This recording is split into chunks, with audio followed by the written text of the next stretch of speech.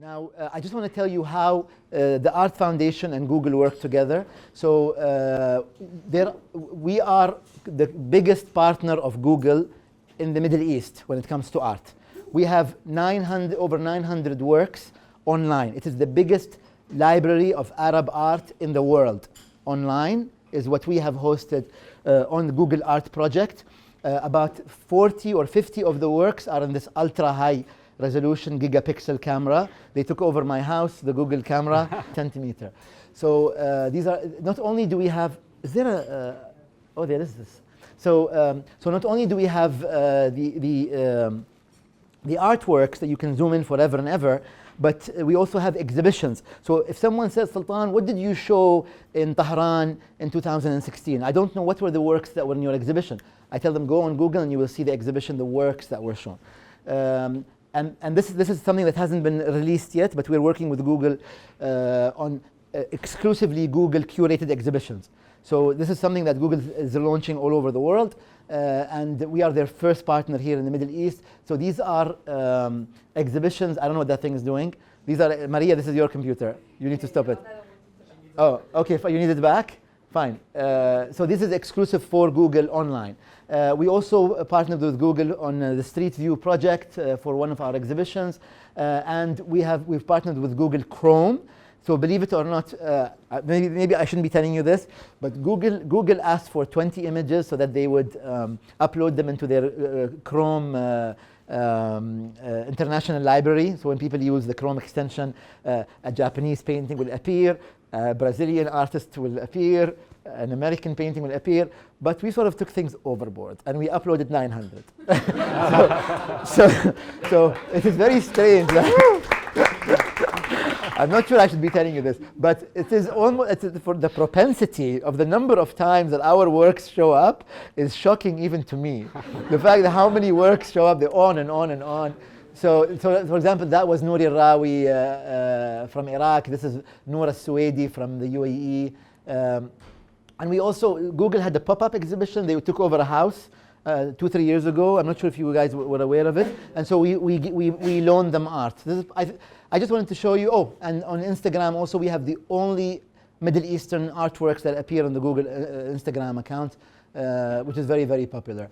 Now, this is the presentation from now. I hope to take about 30 minutes of your time. We will talk about the political undertones of iconic works of the Middle East. Now, Middle Eastern artists and Arab artists have been documenting major events for over a century. So ever since you had the introduction of schools, academies and schools into the Middle East, the first one having been founded in 1908 in Egypt. There was a young prince from Egypt. He was the nephew of the king, and he wanted to study art, and he couldn't leave, so they opened an academy for him, which is amazing. Okay, his name was Yusuf Kamel, and he said, Uncle King, whoever your name was, I want an academy. They opened an academy for him. And that was the first academy, first opened in Alexandria and then moved down to Cairo. And since then, you've had systemic education when it came to art.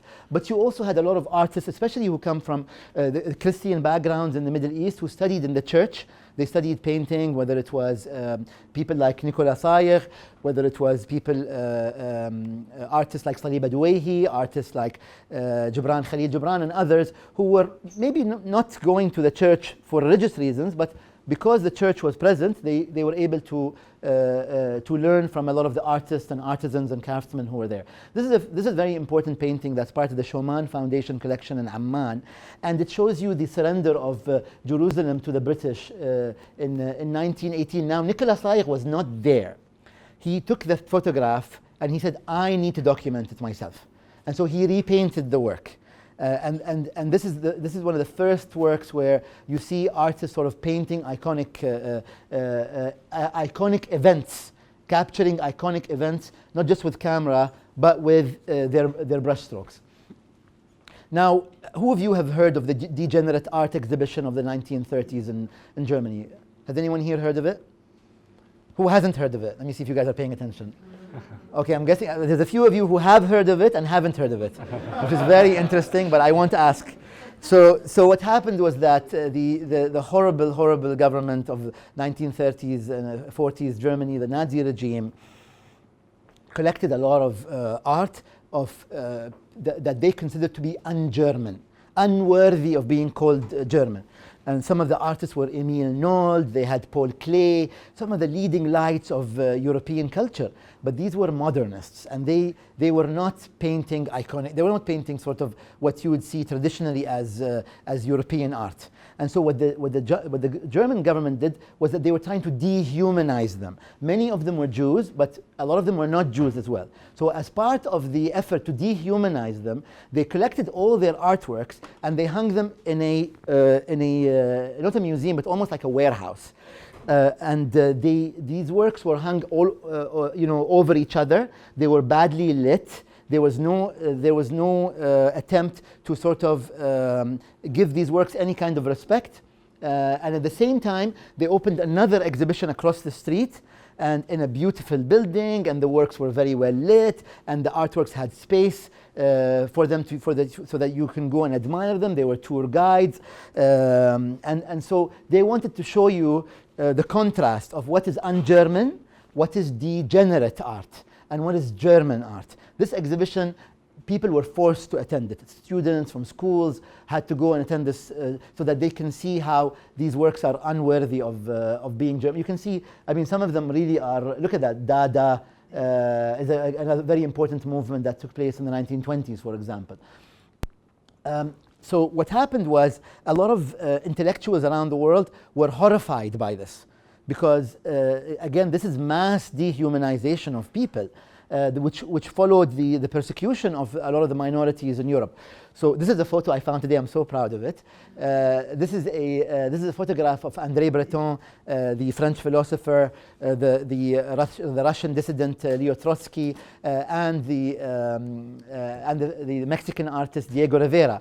Now, they came together in Mexico in 1938, a few months after this exhibition, and they issued a manifesto. The Manifesto for an Independent Revolutionary Art. And they said in this manifesto that we are disgusted by what happened in Germany. You are not supposed to treat intellectuals and prosecute them like this. And so, as you notice, a Russian, a Mexican, a European, so there's an international outcry as a result. But what was interesting and what people don't know is that there was an equal outcry here in the Middle East. A bunch of intellectuals from the Middle East, from Egypt, gathered in Cairo and issued their own manifesto. So this is where we come in, and we have to highlight our own history as well. We were also part of this international movement to condemn the prosecution of Jews and of intellectuals and artists under the Nazi regime. So as you see, I mean, this is a photograph from 1941, but their first meeting was 1938, so just a few months after the Degenerate Art exhibition. You can see some of their names. They came from different backgrounds. Many of them were Muslim, Christian, Jewish. Many of them were ethnic Egyptian, and many of them were immigrants to Egypt, who became Egyptian, but they were immigrants. They had Italian background, Greek background, and other backgrounds. So they came together and they formed a group called the Art and Liberty Group. They issued a magazine called the Evolution magazine. It came out, I think, every other month. They met for a period of almost 8-9 years, and they did 5 major exhibitions. This is their manifesto. So just like the Mexican and the Russian and the other intellectuals issued a manifesto, there was a manifesto that came out of Cairo in 38, December 1938. And look what they're saying here. They're saying that basically what they're saying is what is happening in Europe is something that is revolting. We see this as the new Middle Ages rising in the heart of Europe. So they're condemning what's happening in Europe. So this is really a sort of a stand of solidarity with the European intellectuals and the Jews of Europe and the artists of Europe, signed by all these luminaries. I just want to show you the names of them, men and women, and I mean, you can tell from their names what their backgrounds were. I just want to give you this a couple of seconds to look over the names. Okay, this is the kind of art that they produced. It was very similar to the so-called degenerate art of Europe. It is nothing, I mean, when you think of Egyptian art of the early 20th century, you would think of landscapes, you would think of, pyramids, you would think of people standing in the market, and Khan Khalili, in these beautiful, places that we know in Egypt. However, this is what they have been producing. They've been producing work that is modern, that is cutting edge, that really is talking about the new identity of the 1930s and the 1940s in Egypt and elsewhere. This is a great artist, for example, who was the youngest member of the group. She wasn't officially a member, but she exhibited with them. Her name was Inji Eflatun. We'll come back to her a number of times. She is one of the most important and influential artists of the Middle East of the 20th century. And this is, can you see the work? It looks like trees. There are women, there are nude. Her work is really incredible. I give lectures about Inji Eflatun, so we can come back to her later. So again, remember how Nicolas Sayegh did not attend an event but then decided to go and paint it because he thought it was so important, the surrender of Jerusalem to the British in 1918. Inji Eflatun did the same thing, and she went and she painted this massacre, the Dinshaweh massacre of Egypt of the early 20th century. I don't suspect many of you have heard, any Egyptians here have heard of the Dinshaweh massacre?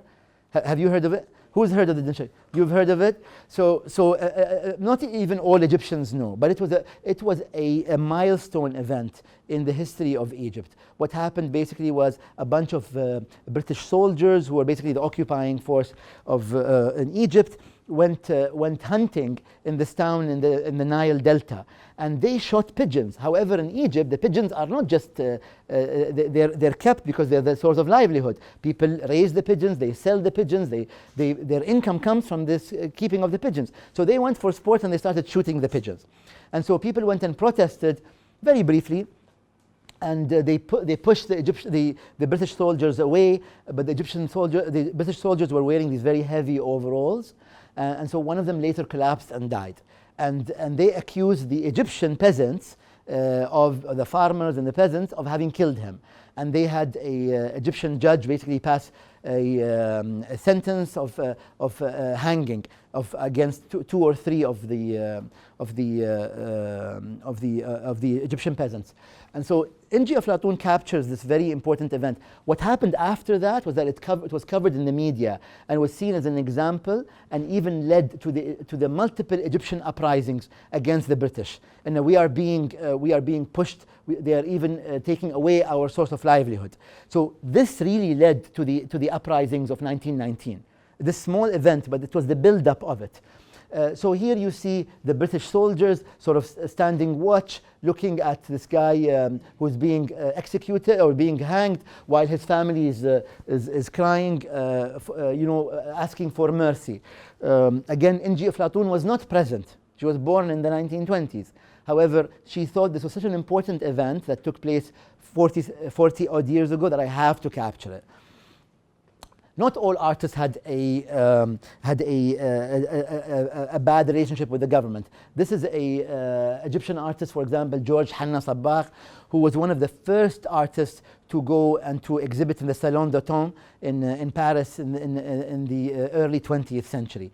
But George was very close to the king, and he was gifting the king a lot of gifts. So a lot of artists benefited from a good relationship, just like they do here in the UAE and the Gulf and elsewhere. They benefit a lot from having a good relationship with the monarch and the ruling family. Actually, this reads gift to à Sa Majesté le Roi Fouad Ier. So it was a gift to the Egyptian monarch. This is one of my favorite paintings in the world. There's two copies of it. I'll tell you the reason why. One of them is owned, thank God, by the Egyptian state, and the other one is owned by Naguib Sawiris. This artist was approached by his boss, by his teacher, Yusuf Amin. So Abdelhadi Gazzar was the son of a cleric, and he was studying art under Yusuf Amin. And Yusuf Amin told him, by the way, there's going to be an exhibition, and some of the works are going to be gifted to the king. Would you like to paint something that we can gift to the king? And it's very prestigious. Your work will be in the royal collection. A lot of people will see it. You will have a future, if you paint something. He said, sure, why not? I'll paint something. He painted this work and was thrown in jail. Now, I want to give you guys a few seconds to tell me, why do you think he was thrown in jail? More than once. The naked lady. Who thinks it's because of the naked lady? Okay, now because I asked it that way. Huh? Okay, who has another explanation? Sorry. Huh? The plate, the empty plate. What do you think? It's illustrative of the poverty of Egyptians at that time. I knew Google hires the best minds in the Middle East. So yes, actually, you're very right. This painting was seen as an affront to the Egyptian monarch. The message basically is, in your kingdom, your majesty, everyone is poor and suffering and hungry. And so he was picked up along with his poor teacher. Yusuf Amin had nothing to do with it. You know, he was picked up, both were picked up, thrown in jail. And finally, Mohammed Saeed was a very important Egyptian artist who was the uncle of the queen, went and he basically was able to ask for clemency and mercy, and they were able to release them. But the guy was really unhappy, the artist. I'll show you what he did later. So the artist, as you can tell, Abdelhadi Gazzar, was when the Egyptian revolution took place, do you think he was sorry to see the king go? Not so much. He goes, well, this guy jailed me. I'm not really sad that he's no longer there. So, in fact, he was very close to the government of Abdel Nasser. And in 1962, Egypt introduced a new constitution that Abdel Nasser had commissioned. And in this is a painting that he created, which is also thankfully owned by the Egyptian state, to celebrate the new constitution. There's a lot of messages here, but can you see what's happening over there in the back? I like this a lot. There's a Muslim imam and a priest hugging each other. They're so happy. I don't know why they're happy, but they're happy. And then here you see the farmer and the worker holding the wheat and the flour. Is this wheat and flour? Cotton. Is it cotton? Yeah, and in their hand, almost kneeling in prayer. You know, it is such an iconic piece of Egypt, and it's called Al-Mithaq in Arabic, the charter, and it was exhibited in Korea last month, which I'm very happy about. What led to basically this new identity that took place across the Middle East? What happened was a lot of across the Middle East, what the region shared in common was they were all under foreign occupation, either as protectorates or as a proper colonial rule. They were all under governments that didn't give them a lot of freedoms, whether they were pre or post colonial rule. And so one of the only places that they were able to gather the artists were these fine art societies.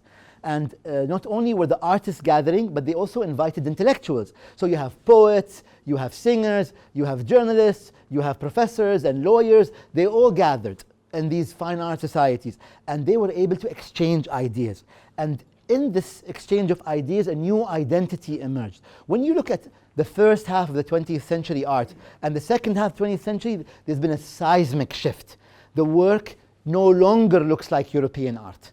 I must say in the 1920s and even 30s, a lot of the art from the region was influenced by Europeans. But by the 1940s and 50s and 60s, you see the emergence of an identity that is very, very different, that is unique to the region. This is the Baghdad Fine Art Society of 1951. However, fine art societies emerged in Khartoum, in Kuwait, in Cairo, in Alexandria, in Rabat, all over the Middle East, in Beirut and other places. One of these intellectuals who was gathering, I think he's somewhere here, but I don't know which one he is here, was Iraqi artist. So Kadhim Haidar was actually a person who worked in the theater. He designed a lot of the backgrounds for a lot of the plays, but a lot of the plays were political plays. So when he gathers in the Fine Art Society, the playwright gives the script. The artists come and paint the background, and so you have this exchange of ideas. So Kadhim Haidar here created this work which is هو أخبرنا كما حدث. It has a French name for some reason. And in 1957. So what happened in, this is a very interesting point that I would like to share with you. In Iraq in the 1950s, as part of the British government policies or the British sort of influence in Iraq, a lot of the land that was controlled by peasants in the south was taken over by the British. They had airstrips, they had a military base, so they moved all these peasants into Baghdad. So you can imagine, as a result of several years of peasants being pushed out of their lands, they move where? To the capital. When they move to the capital, what kind of jobs are they going to get? Labor jobs. Basically, they're really in dire situation. So in 1955, 56, a couple of seismic events took place. Now I want to explain how artists channel what happened politically into an artwork. So in 1956, what happened in Egypt? Huh?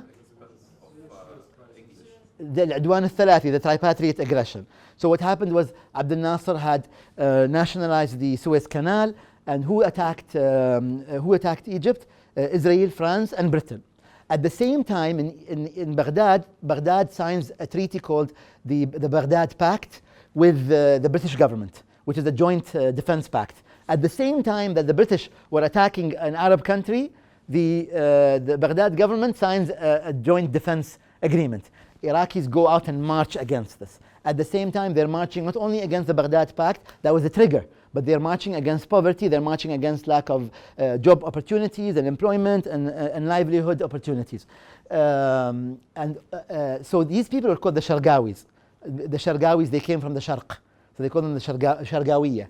So Kazim Haidar here paints a Shargawi. He tells him what happened. What happened? The Shargawis had gone out in protest in 1957, in 56 and 57. So there were a series of protests. So he met him here. He goes, tell me what happened. So the painting is called Il nous a dit comment cela s'est passé. He has told us how it happened. Okay? What happened? So when you look at the painting, you're like, Sultan is just talking shit. It's just it's a painting of a man who's sitting down on the ground. But really, these artists are masters of hidden messages. Because they can get into trouble, what they do is they hide their messages in the corners, in the middle. They find allegories, they find metaphors for what they want to say. So when you look at this, you see that bit over there? You see that? That's full of hidden messages over here. So here, the artist is painting a man who looks like he's boxed in, who looks like he's a strong man. He must be what? He must be in his 30s maybe? You think he's in his 30s or maybe late 20s. He's a strong man, but he has no shoes on, and the sole of his feet are cracked. But he looks like he's staring into the abyss. Does he look like he has a bright future and a bright prospect? Not much, is it? Am I right? So when you look at it, now you see the hidden messages. What happened? He tells him the soldiers shot at the civilians. What happened? There were tanks and planes that were let loose on us, and they dropped bombs, and people were crying, and people were pleading for their lives and running for cover. What happened? I saw rape. Do you see? Doesn't it give you goosebumps about how the messages were hidden by these artists? Remember, the monarchy was still there. They were not able to say what was happening, so he had to hide it in this painting. Okay, I'll just go back just to give you a chance to see it again. I also love the sort of leftist red color here, the communist color. Almost the only color that you see here is the red color of communism. The same artist, Kazim Haidar, paints this work called the Martyrs Epic. So the Martyrs Epic basically is a painting depicting 10 fatigued horses crying. Why are they crying? Because Kazim Haidar was saying, I'm painting a painting about the martyrdom of Imam Hussain bin Ali. So if you're not Muslim, Imam Hussain basically was the grandson of the Prophet, and he was killed in the Battle of Karbala. And it was a major seismic event that really led to the split of Islam between Shia and Sunnah. I don't want to go into the details, but he's a very important figure for both Sunni and Shia Muslims. And so what happened is when Abdul Karim Qasim in 1957-58 overthrew the king, he stayed in power for 5 years, and then he was overthrown by the Ba'athists. So the Egyptian, the Iraqi leader only stayed in power for 5 years, and then he was overthrown. And so when he was overthrown, they went after his allies, who were, a lot of them were the communists. So remember, in the salon, in the cultural salon, a lot of people of communist leanings and communist backgrounds were attending. But guess what happened? They went after them and they executed them. They killed them, they jailed them, they locked them up in theaters. They locked them up in a stadium. They locked them up in rooms, and they executed many of them. We'll come back to this theme. The theme of execution of communists was a big deal in the 60s in Iraq. So again, Kazem Haidar now in the 1960s, remember how he hid the message of the rape scene and all that in the painting? Here he wanted to show something else that happened, which is what? Which is the murder of the intellectuals of Iraq in the early 60s. So he uses an allegory of the death of Imam Hussain to represent the death of the intellectuals of Iraq. Because he cannot paint an Iraqi intellectual who was killed, he says, I'm just painting the death of Imam Hussain, Imam Hussain bin Ali, and that will be the allegory. It will be the metaphor for my friends who were killed. Okay, so here you see the horses crying because one of them has been killed. The sun has turned red. You see the hair almost on the back of their shoulders or on their necks has stood up. They are in agony and they are crying. And so again, a lot of artists use these metaphors to represent political events. Ibrahim Salahi, the same thing in 1985, painted this piece in Sudan called The Inevitable, which was against the uprising in the government of Sudan had put down in a very nasty way an uprising that took place. This is going back. Mahmoud Sabri painted this while he was in Russia in 1962. There was the communist leader of Iraq was executed. So as you can see, he was in Russia, very much painting in the Russian Soviet realist style of painting. I mean, look at this work. Look at these individuals carrying the red flag of communism in the background. Do you see them? Look at the Salam Adil, which was the nickname of the Iraqi communist leader. He was 29 years old when he was executed, but he's very proud because this is what the story is. He had his head held up high. Even though the guy was in Russia, he managed to capture this scene. And look at the guy who was executed before him. What do you see? Do you see that he has fallen? He's still trying to stand up. So the guy who was executed just before him is pushing back up because he refuses to die. And look at the child in the background here who almost is being inspired by the sacrifice of these individuals. I'm sorry about the colors. So it's a very, very important, again, a very important piece. The governments in the Middle East usually use artists to create major monuments, such as the Baghdad Monument to Freedom that was created by Jawad Salim. As you can see here, this was Abdul Karim Qasim, who overthrew the king. He went to Jawad Salim and told him, create a monument for me to celebrate the new Iraq. So as you can see here, you have someone sort of coming into the cage and breaking the cage, which is basically a metaphor for the freedoms that the Iraqis have won by the overthrow of, following the overthrow of the monarchy. This is still there in Baghdad, thank God. Now, a big theme in the 1950s and 60s was nationalism and pan-Arabism, which was championed by Gamal Abdel Nasser. You have this theme, the nationalism theme was all over the world. This is a painting by Ibrahim Ismail of Kuwait.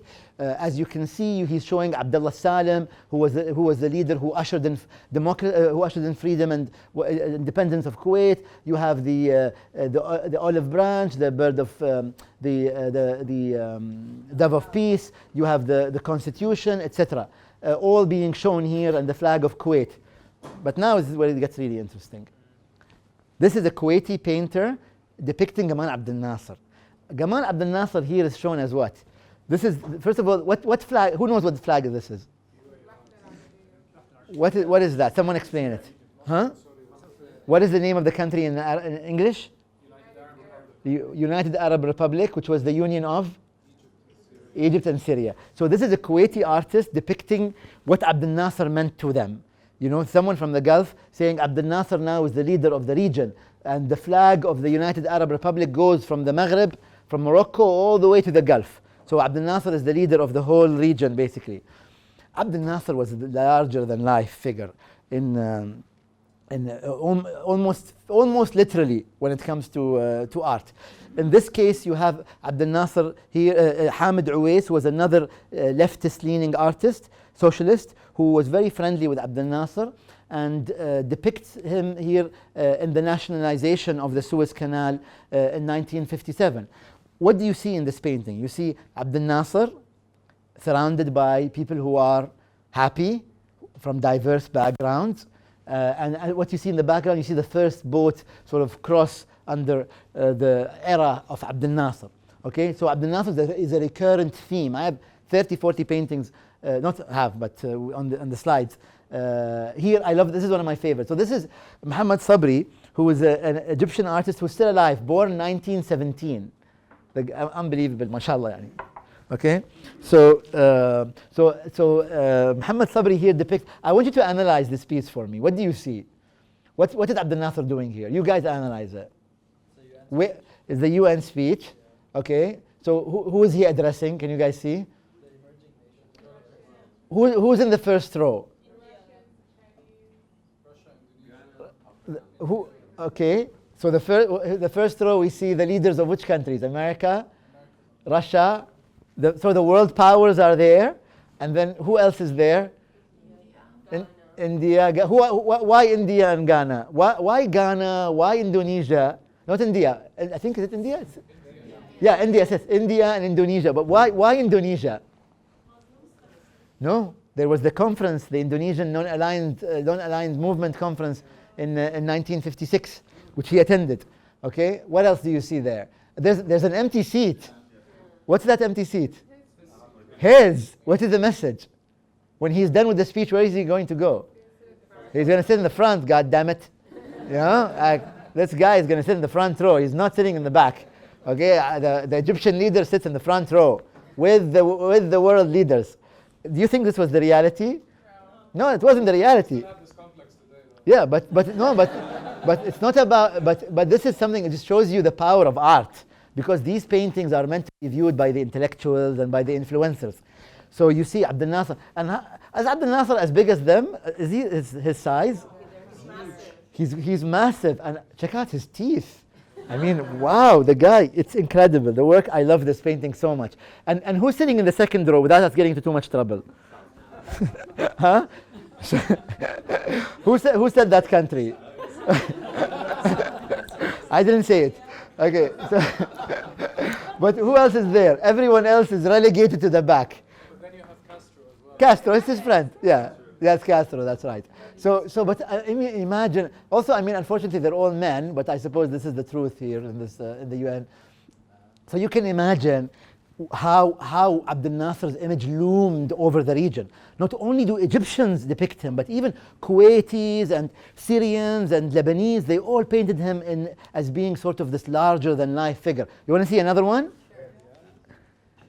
Sure. So here, this is huh? So the Last Supper, actually, Tariq, that's a good point. Abdel Nasser died a few days after signing this agreement. Unfortunately, he was very young. So this was the Cairo Agreement in which he brought all these leaders together. What do you see in this painting? You see which leaders?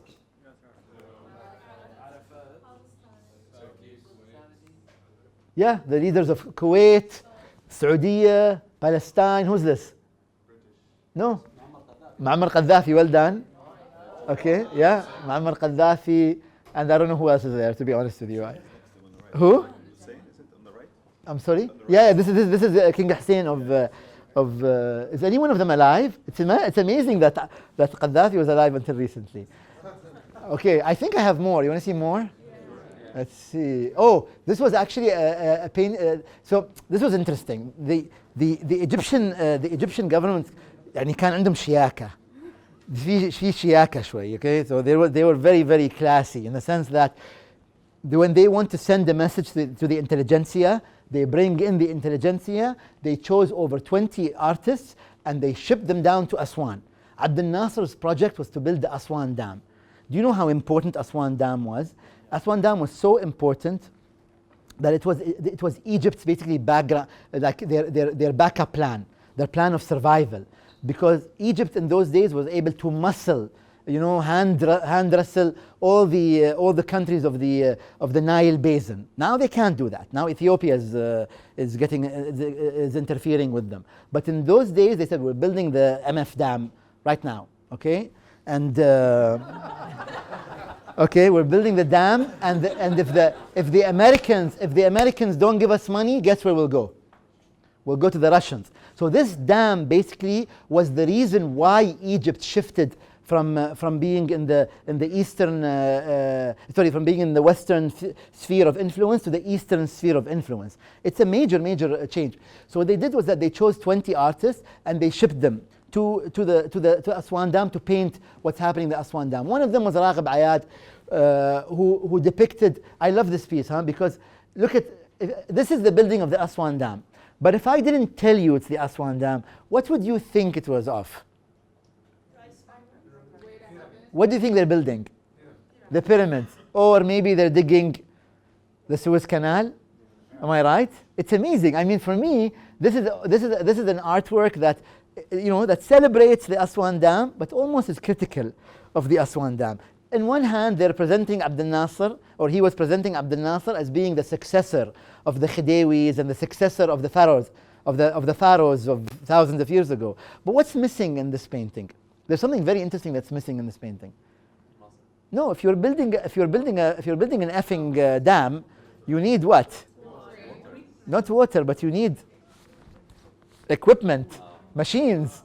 Am I right? Where is the machinery? So it's almost critical in the sense that they're very primitive. They're building, yes, they're very primitive. So in one hand, they're showing you no idle hands, but in the other hand, they're showing you that people are literally digging, with shovels, the same way they did thousands of years ago. I love this piece so much. This is a work that you will not see anywhere in the world except with me. I went to Algeria. I went to the Musée des Beaux-Arts. I photographed it. No one has an image of this work. It's such an incredible piece. It's a piece by a Lebanese artist called Arif al-Rayis, who was a sort of pan-Arabist, and he believed in the Algerian revolution against the uprising against the French. And look what he did to them. He sent this work in 1961 to the Algerians. But can you see the message in this work? I mean, unfortunately, it's not very clear, but I can read to you. What does it say here? OAS. What is OAS? Any Algerians here? Huh? Organisation Armée Secrète. The secret army organization, which is the sort of the Gestapo that was running Algeria for the French. On the behalf of the French in Algeria. So OAS is here, and then you have here Europe, then the Nazis, then Zionism.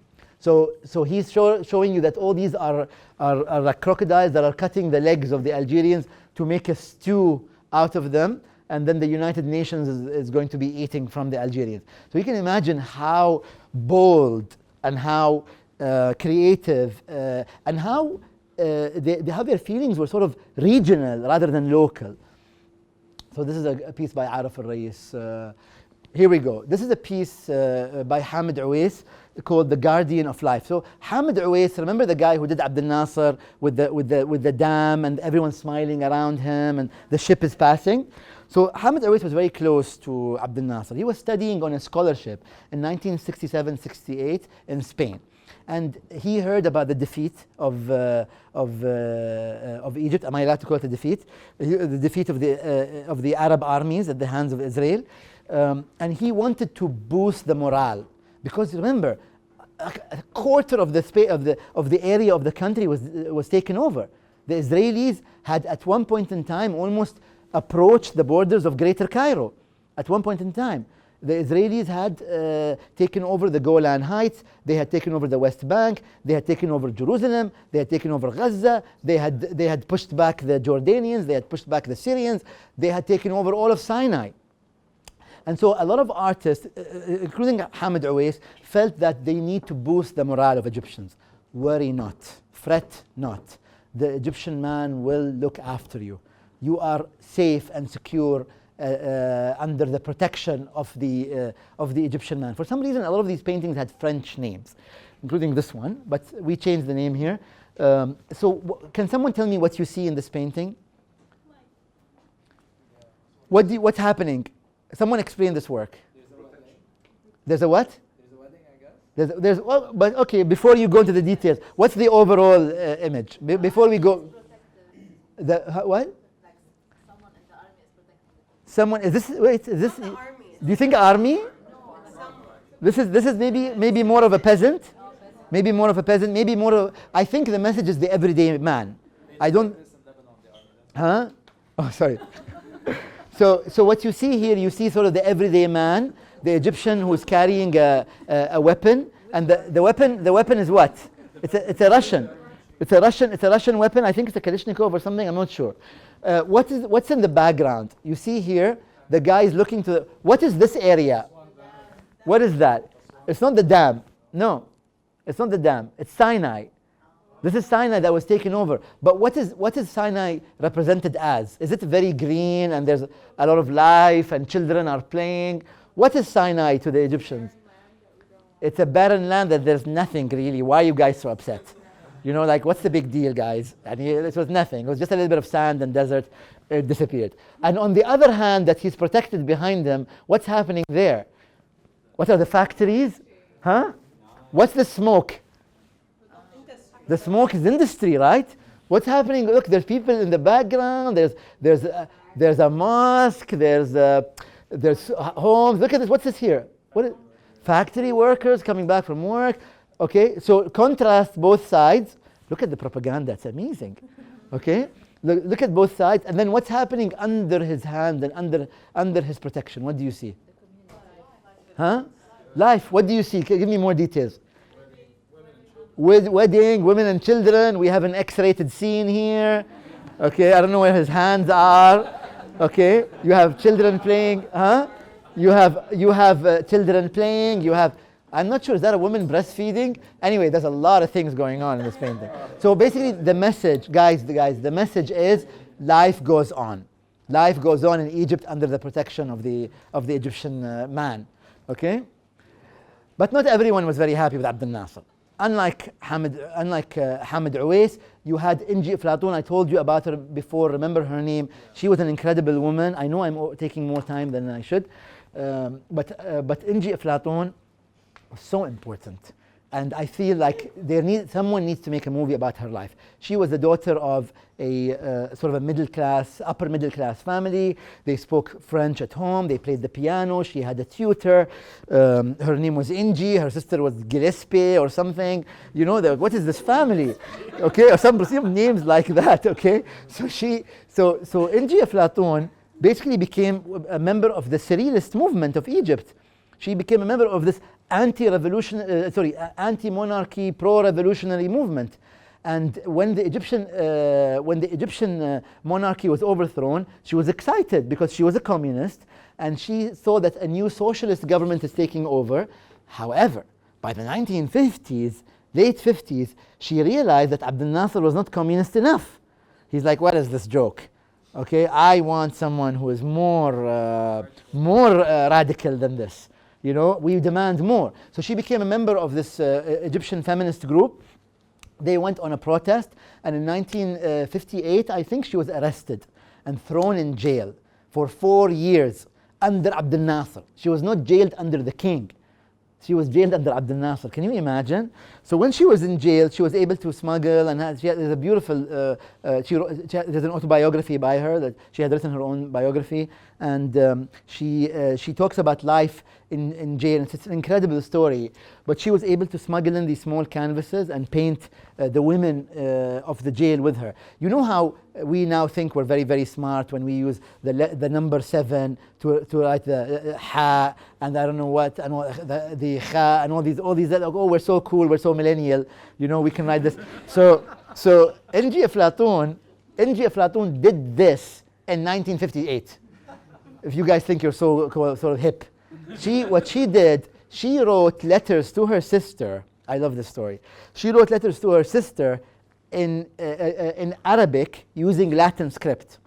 And then they thought she was a spy because she was writing a lot of weird gibberish. Literally, you read it, it's Arabic, but written in Latin letters, in English letters.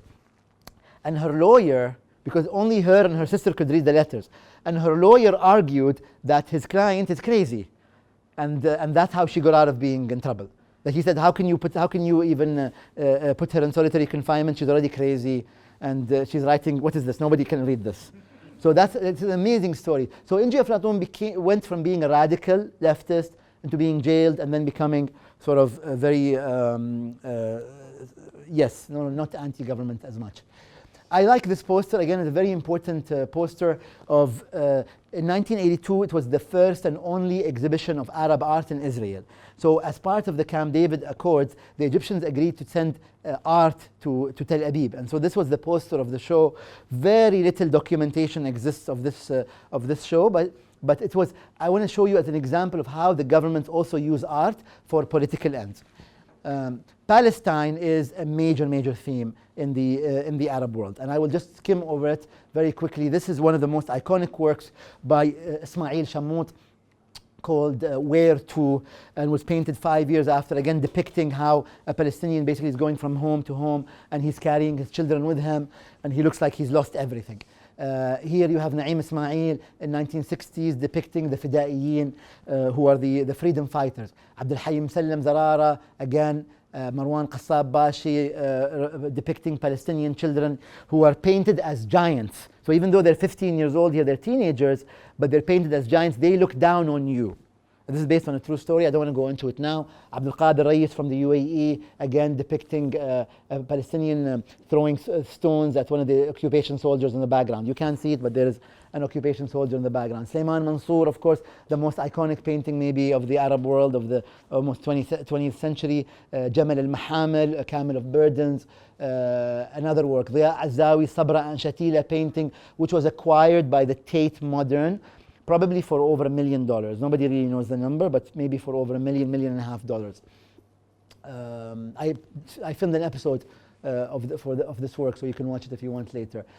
Interestingly, the Palestinians in 1978, in the midst of the Lebanese civil war, which is really interesting for me, invited 200 artists from around the world to send works in solidarity with the Palestinians. And the work made it through Lebanon, and it was shown in Lebanon. And all these artists from all over the world, Latin America, Europe, the Middle East, all sent paintings to Palestine. It was called the International Exhibition for Solidarity or something with Palestine. This is a picture from it. The exhibition only lasted for about a month or so. This is a list of artists that took place. You can't see it, but unfortunately a lot of the works were destroyed or disappeared because they were kept in storage in the PLO headquarters in Beirut. And guess what the first thing the Israelis did in 1982 when they stormed Beirut? They went after the PLO headquarters and they demolished, and they stole a lot of things. This is a fascinating piece by a Palestinian artist, very political work. Even you look at this work and you say, it's just a cactus, Sultan is bullshitting again. But actually it's a very sort of, it's all about identity politics. Atham Abu Shaqra was a Palestinian born in the town of al-Faham in northern occupied Palestine in northern Israel. He was one of the very first Palestinians to enter into the Kalisher Academy of Art, which is later was incorporated into Tel Aviv University.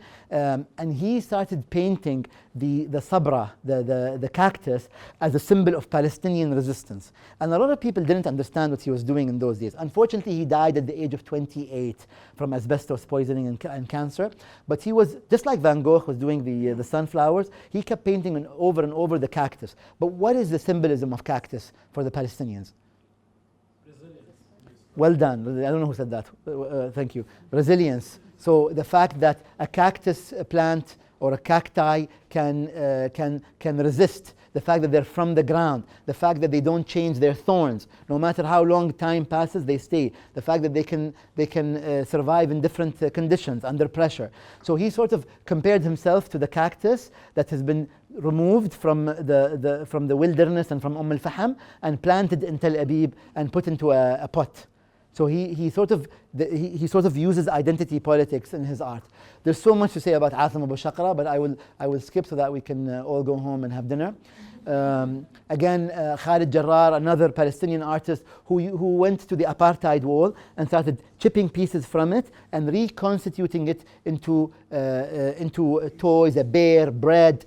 in this case a volleyball, doing more than one thing. Number one, representing all the children who have been stopped from playing with each other because of the giant wall that came up in between them. So all the football fields, all the volleyball, or whatever you want to call them, the playing fields that have been disrupted.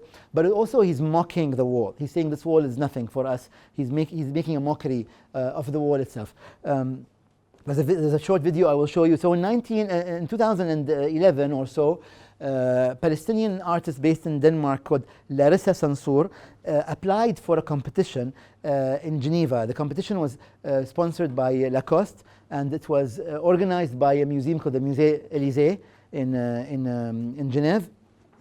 And when she submitted the idea, she's like, "This is what I want to do." Lacoste was like, "WTF? No thanks." They're like, "We don't like this idea. It's too political. What do you want to do?" "Oh, I want to have this idea to create a tower in Palestine where all the Palestinians can live, and this will be a solution to the Palestinian problem. We will build a skyscraper, and all the Palestinians will live in Palestine, but in this skyscraper."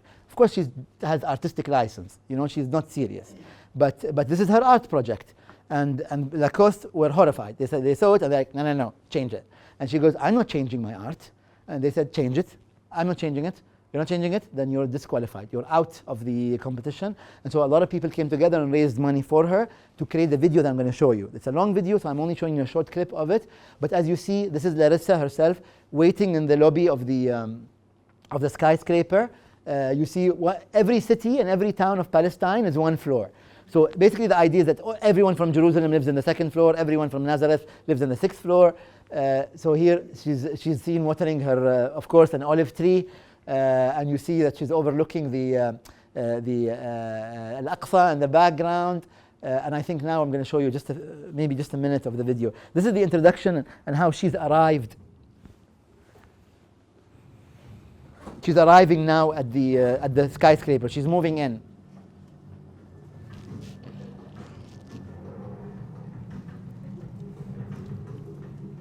She's also a fashion designer, so everything you see here, she's designed herself.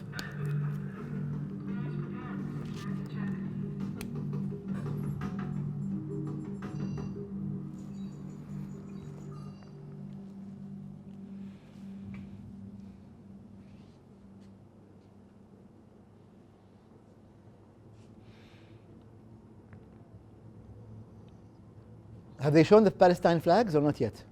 Okay.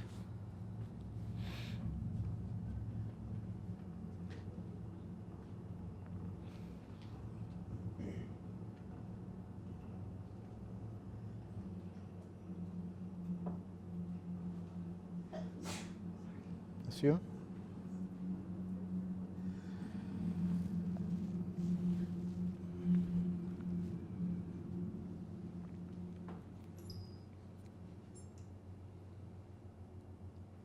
These are all the towns. And the name of the video is Nation State, not Nation State. I think I'll, excuse me? Oh, this is the poster, Living the High Life. So smart. Okay, so we'll move on. It's a 7.5 minute video. Oh, that's her sister, by the way, and her brother, I think, in the video. Again, all the clothes are designed by her because she's into science fiction. And I think if I press a button, I can move on. Maybe you have to exit. Wonderful. Oh yeah, so pre-Arab Spring. So a lot of artists depicted a lot of political events, including the destruction of Iraq in the 1991 war. Here you see one of the sculptures of Ishtar crying, the red flag, the angel has had its limbs cut off. This is a poster by a Kuwaiti that became a stencil during the occupation of Saddam forces of Kuwait in 1991. I love these two works. This is an artist called Walid Abeid who depicted a lot of the events in Egypt that really led to the uprising of 2011. In this case, he shows you the bread lines. So, you know, one of the slogans of the Egyptian uprising of 2011 was Aish, which is bread. So people wanted bread. So here he's showing you the bread lines as far back as 2005. And this is not the first time that riots erupted in Egypt because of bread. So you see here, a lot of these people are standing in line, they have cash in hand, but there isn't enough bread for everybody. Even though they have the money, there's just 5 or 6 loaves of bread, and there's so many more people waiting outside. Again, Walid Abeid here depicting a lot of the injustices that were taking place, a lot of the police brutality against some of the Egyptians in the 2007, again 2007, 8, 9, 10, led to a lot of anger in the streets of Egypt. I love this work by Mohsen Harraqi, a Moroccan artist who talks about the fossilization of education in Morocco. So as you see here, he has not only does he have the history book, he has the religious studies book also as part of the series. But I love that he has the constitution. So he says that the constitution is not being updated; it's fossilized, it's become cemented. So again, artists are talking about political issues through their art in the region. This is a work that we got into some hot water in Singapore when we showed it. It's a piece by Sharif Waqid, a Palestinian artist. Basically, when you see this, what's the first word you see? What's the first word you think of? Quick. ISIS. Wow. Okay. Another word? Terrorist. Yes. Okay. So I'm not sure ISIS has done this before, but you're right. So, huh? Top of your mind. So basically, I want to explain this work for you because it's very important. Sharif Waqid talks about the how you judge people from the first sight. Here he talks about this individual that you immediately assume is someone who wants to die. However, when you play the video, which I will not be playing for you to save time, he's reading a book. What's the book that he's reading? He's reading a book, 1001 Arabian Nights. And I'm sure you know the story of 1001 Arabian Nights. Someone tell me the story quick. Shahrazad tells what Shahrayar. What does she want from him? To keep her alive. Does she want to die? She doesn't want to die. She wants to live another day. Likewise, this individual doesn't want to die. He wants to live another day. So that's the idea of the work. A lot of artists like Ali Sherri of Lebanon depicted contemporary events, whether it's 2011 uprising or Sulafa Hijazi, which I love this work very much. It's very controversial. Does anybody here want to imagine what it's about? So you all know the story of Rapunzel, the German fable. So the idea here is that some of the clerics are giving a helping hand for some of the militants to rise up. So Sulafa Hijazi is a Syrian based in Berlin. A very controversial piece. I have another controversial piece coming up, so if you feel offended, you should look away now. So this is a work, again, by Sulafa Hijazi from 2011. She's talking basically about these soldiers who feel that they have some kind of raw emotion, that they get sexually aroused in a way when it comes to seeing protesters in the street. They see them protesting and they get that they want to shoot their load. They want to go after them. You know what I mean? They're almost like an animalistic feeling. This work I really like. Abdel Nasser Gharam was a lieutenant colonel, I think, in the Saudi Air Force. And he, in 2009, he created this work called No More Tears, where he took the stickers of, Johnson & Johnson. I'm sure your moms all, you showered as kids in Johnson & Johnson. And so he removed the Johnson & Johnson stickers and he placed them on a map of the Arab world. Okay? So in 2009, you can imagine what were the trouble spots. Someone tells me what were the trouble spots of the Arab world.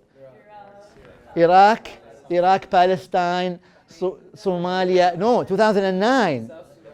South Sudan, 2009. The interesting thing also, before we move to the next work, the interesting thing about this work is what do the No More Tears drops look like as well? Huh? Blood, good. And? No? Something else? No? What do we export in the Gulf? Oil. They look like oil, drops of oil, when you look at them. Anyway, so what he did was that he revisits, in 2014, he revisits the theme, this work, and he creates an updated version. Can you imagine what happened? Do you want to see? Yes. This is what happened. It's all over the region. There's really the agony and sadness all over the region, in Libya, in Syria, in Tunis, in Yemen. And Of the three drops that weren't on the map on the previous one, was he like hinting that they're going somewhere? maybe he's predicting the future. More to come. And now they're bigger. They're bigger and bigger. Yeah, it's a disaster. Okay, so this is an interesting work. We have one work left to show you. So a lot of people, like in the Gulf, they're very careful when they're critical of the governments, and so you don't see a lot of artworks that are critical of governments here. But this is an interesting piece by a GCC artist called the GCC, the Micro Council. The collective is called the Gcc Collective, and this work from 2014, is it 2013? They recreate the GCC, the table, the table where they meet all the leaders, and you look at the work and you think, oh, it's very beautiful. All the flags are there. The rubbish bins are made of gold or whatever that is. They're all meeting. However, because Kuwaitis have much more leeway and freedom when it comes to sort of political discussion, they wanted to put them in context. So you can imagine. So what the message basically is that you will be scrutinized. So when you visit this work and you walk next to it, you look down and you scrutinize the meeting and the leaders themselves. So this is the whole idea of the work. So this is how Kuwaitis sort of interact with events here in the region. Very last work that I will show you, unfortunately, is a work I feel that reflects the region. I'm always sad to end with this piece. It's a piece by Muna Hatoum, who was a Beirut-born Palestinian artist, now based in the UK. Very, very important, had solo exhibitions all over the world. Muna Hatoum's infinity basically encompasses the region. What you see is soldiers standing in eternal fights, shooting each other forever. They are depicted as toys because they are being controlled by others. They are replaceable. Have you ever seen the green soldiers? When you lose one of them, you just buy another batch. So the idea is that they will keep replenishing. They're never ending. And they're also placed on a coffee table. And the idea of placing them on a coffee table is to show you how wars are domesticated. Wars have effects on the household. And I feel like this really reflects the region where you have eternal, perpetual wars that affect the region, where people are almost standing constantly with a gun to the back of someone else, and you never know what's coming for you, and also the idea that there is always an endless supply of available people to fight. So this is the end of the presentation. Thank you very much.